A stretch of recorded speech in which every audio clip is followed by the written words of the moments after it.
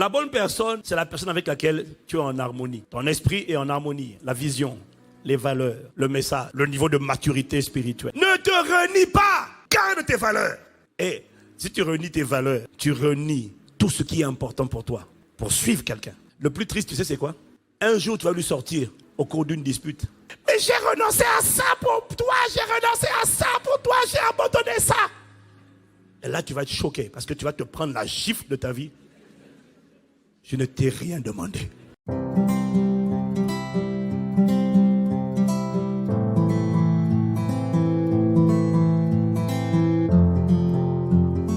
Bonjour et bienvenue sur Astuces Pratiques, la chaîne, comme vous le savez déjà, qui traite des questions vraiment importantes pour la vie chrétienne en général et qui vous partage des astuces pratico-pratiques pour avoir une vie chrétienne stable et épanouie. Aujourd'hui, nous sommes samedi et comme chaque samedi, nous parlons mariage. Nous abordons aujourd'hui la question très importante, la question trop importante, la question super importante, la question super méga importante, celle du choix du conjoint. Comment arriver à faire le bon choix? Pas toujours évident. Si tu t'intéresses à quelqu'un ou si une personne s'intéresse à toi, prends le temps de faire les choses posément. D'abord, commence par demander l'avis du Seigneur. Le Seigneur Dieu, il connaît toutes choses en avance. Il sait le présent, il connaît le passé, le présent, le futur. Il sait toutes choses en avance. Prends le temps de lui demander, Seigneur, qu'est-ce que tu penses de cette personne-là? Est-ce que lui et moi ou elle et moi, ça va le faire? Qu'est-ce que tu en penses? Révèle-moi les choses cachées. La Bible dit dans le psaume 32, verset 8. Vraiment, c'est un verset que j'aime beaucoup. Et c'est Dieu qui parle. Il dit, je t'instruirai, je te montrerai la voie que tu dois suivre. Je te conseillerai et j'aurai le regard sur toi. Demande à Dieu de te conseiller, de te montrer la voie que tu dois suivre par rapport à cette relation. Et une fois que tu as pris le temps de prier comme ça, prends maintenant le temps d'étudier la personne, de l'observer. Est-ce que vous avez les mêmes valeurs? Est-ce que vous avez les mêmes aspirations? Est-ce que vous avez les mêmes perspectives? Prends vraiment le temps d'étudier la personne, de l'observer. Et surtout, ne te réunis pas. Ne réunis pas tes valeurs pour entrer dans un mariage. Sinon, ça ne va pas du tout le faire. Sur ce, je vous laisse vraiment découvrir la vidéo du pasteur Yvan, dans laquelle il donne plein de clés pour pouvoir s'assurer de faire le bon choix. On en parle juste après. Délivre-nous de la séduction. C'est-à-dire qu'il y a des raisonnements qu'on tient et qui nous bloquent, qui bloquent nos choix, parce que beaucoup vivent dans l'illusion. Et quand tu vis dans l'illusion, tu vas rater les opportunités que la vie t'a envoyées. Juste parce que tu as un système de pensée qui n'a pas été renouvelé. C'est ta chair. Ok, la chair doit intervenir dans le choix, bien sûr, puisque la chair, c'est attaché au corps. Il faut que la personne me corresponde, bien sûr. C'est juste que ce n'est pas le seul critère qui influence ma décision. D'abord, mon esprit. Il faut que je sache qu'en termes de vision, en termes de perspective, où est-ce qu'il va et où est-ce que moi je veux aller. Tu n'as pas idée du nombre de couples qui se sont mariés. Ils n'avaient pas réglé ces questions. Ils se sont mariés, quelque temps après le mariage, conflit, déchirement, voire séparation, tension, stress. Pourquoi? Parce qu'ils n'ont pas posé les bonnes questions. La chair, le corps, plusieurs personnes auront un corps du genre du corps que tu veux. Mais l'esprit, la vision, les valeurs, la vision, les valeurs, la destination. Quand tu veux attirer la bonne personne, si tu dois renoncer à toi-même, tu seras irritable et triste demain. Tu dois t'interroger. Comment tu vois ton futur? Il y a des choses pour lesquelles tu dois prendre rendez-vous avec toi-même. Avec toi, quand je dis avec toi-même, c'est-à-dire avec le Saint-Esprit, ton esprit, toi, seul. Regarde au plus profond de toi. En fait, je vais vous dire la séduction des gens. Ils commencent le cheminement, ils commencent à fréquenter quelqu'un, Ils passent beaucoup de temps ensemble. Le problème, c'est que dans tous les cas, le quotidien rapproche les hommes. Donc l'âme s'attache facilement. Quelqu'un me suit? C'est le piège dans lequel tombent la plupart des femmes. On viendra peut-être plus tard dessus. C'est un piège pour la plupart des femmes. Elles s'attachent facilement. Dès qu'elles commencent à cheminer, elles ouvrent tout le cœur et parlent tout.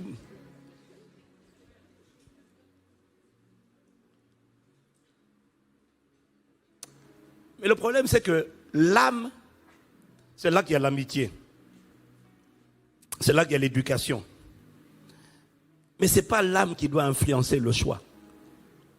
Mais l'âme doit aussi compter. Le corps doit aussi compter. Mais ce n'est pas ça qui doit influencer le choix. Il faut regarder à l'harmonie de l'esprit. Je parle de la vision. Demain, tu te vois vivre où? Quel est le type d'environnement dans lequel tu vas avancer?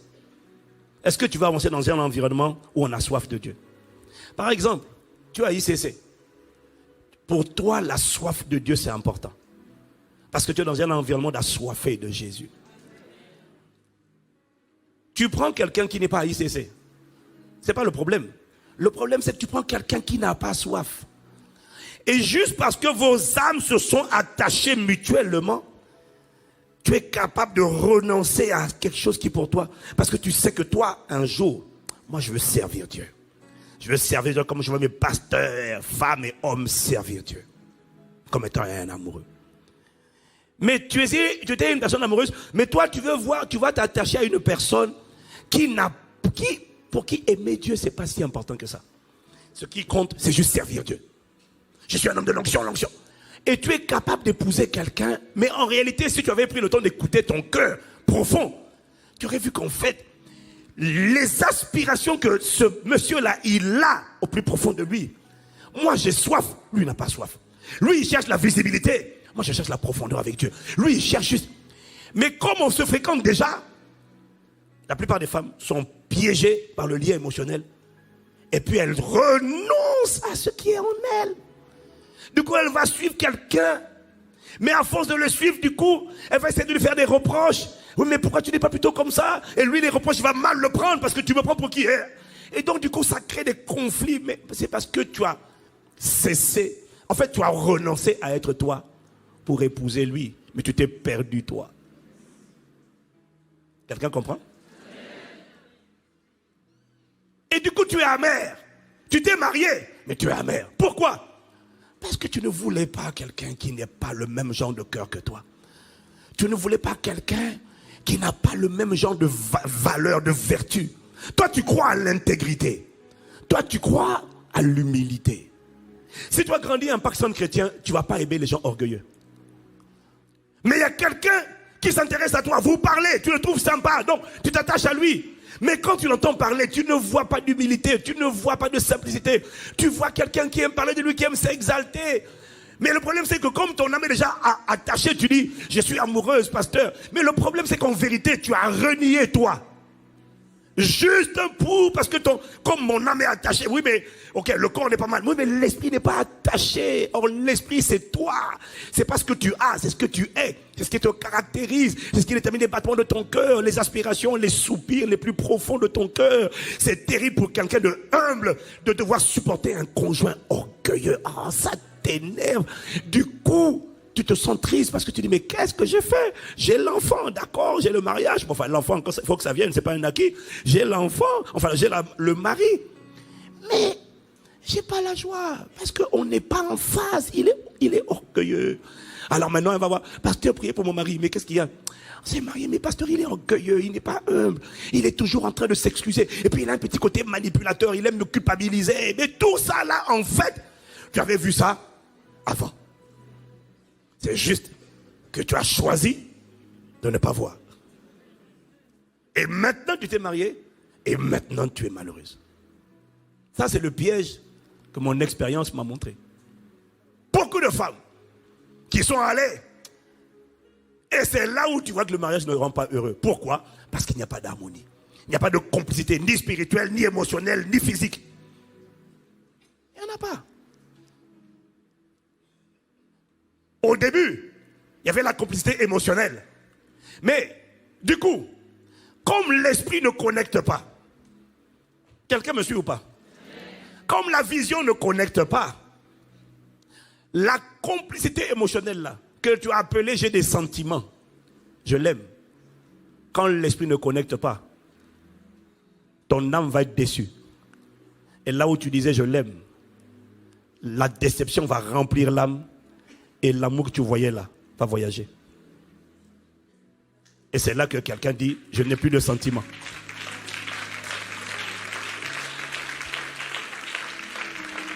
Je les avais avant le mariage, mais je ne ressens plus rien. Pourquoi? Les sentiments ont été balayés par la déception. Et c'est ça l'histoire de beaucoup de foyers. Pourquoi? Parce que tu as renoncé à tes aspirations profondes, juste pour pouvoir te marier. Tant que tu t'es marié dans la foi en Christ, il n'y a pas de problème. Tu es dans la volonté de Dieu. Mais ça ne te rendra pas heureuse, ni heureux. Voilà pourquoi, avant de choisir, il faut regarder à l'intérieur de soi-même. Une personne a épousé un frère, une sœur, un frère a épousé une sœur. Ils n'avaient pas les mêmes aspirations. Est-ce que tu te vois en train de servir Dieu? Tu épouses quelqu'un, toi ton rêve, c'est d'être utile à Dieu, d'éclairer ta génération. Tu épouses quelqu'un dont le rêve, c'est avoir un bon boulot et de passer sa vie dans le travail. Avoir beaucoup d'argent, gagner. Et puis aujourd'hui, il est muté à tel endroit. Promotion professionnelle. Demain, il bouge encore. Après un autre jour, il bouge. Et plus le temps avance, et moins tu vois et plus tu sens que maman le rend busy, occupé. Parce que maman a des projets pour lui, d'éloignement de Dieu. Il passe son temps dans la carrière, il pense métier, il pense... Et sa validation, c'est son travail. Quand il y a la promotion, tu sens qu'il est fier. Et toi, tu as envie de lui dire, mais il y a plus que ça. Au jour du jugement, c'est pas combien d'argent on a gagné. On passe 3 ans ici, après on passe 3 ans là, on passe 3 ans là. Ouais, mais le temps passe et j'ai envie de servir Dieu, j'ai envie d'être utile dans mon église. Parce qu'il n'y a rien de plus important que d'être utile pour Dieu. Parce que c'est pour ça qu'il t'a créé. Mais le problème, c'est que tu as épousé quelqu'un pour qui il était à l'église. Il était à l'église, c'est vrai. Mais son aspiration dans la vie, ce n'était pas de servir Dieu. C'était de faire le maximum d'argent. Et il va te dire, oui, mais je suis tellement occupé, j'ai pas le temps, j'ai pas le temps pour l'église. Bon, vas-y toi, j'ai pas le temps. Ah, si tu es marié, mais tu es malheureuse parce que tu t'es marié, mais tu ne partages rien avec lui. Parce que tu as épousé un homme qui ne pense que carrière. Mon frère, le pasteur, il est directeur général.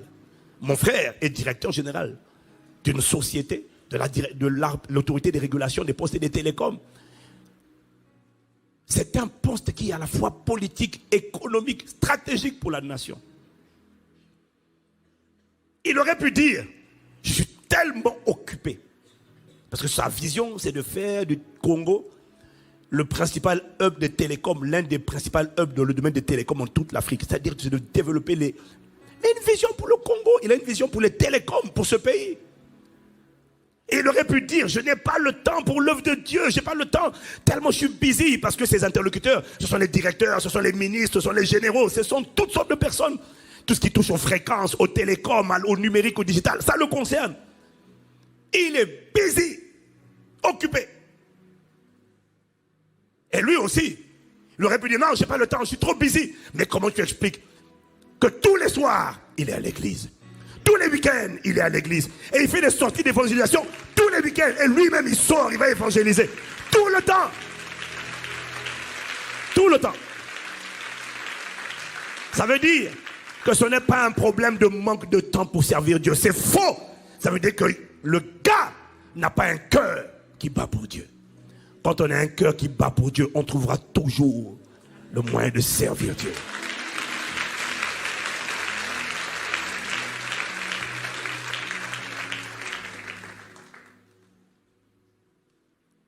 Prends rendez-vous, regarde d'abord qu'est-ce que je désire.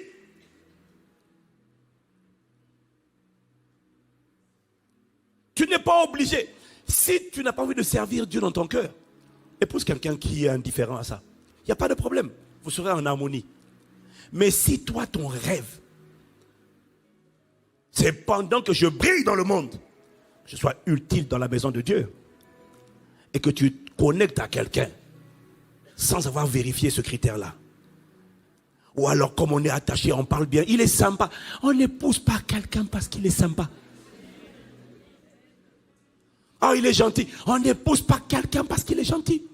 Il est poli. On n'épouse pas quelqu'un parce qu'il est poli. On épouse quelqu'un parce qu'on partage les mêmes rêves, les mêmes aspirations, le même feu, les mêmes convictions, les mêmes valeurs, les mêmes vertus. Tu n'as pas envie d'épouser quelqu'un, toi tu respectes l'autorité. Tu n'as pas envie d'épouser quelqu'un qui passe son temps à critiquer les gens. Tu vas avoir l'impression d'avoir épousé un étranger.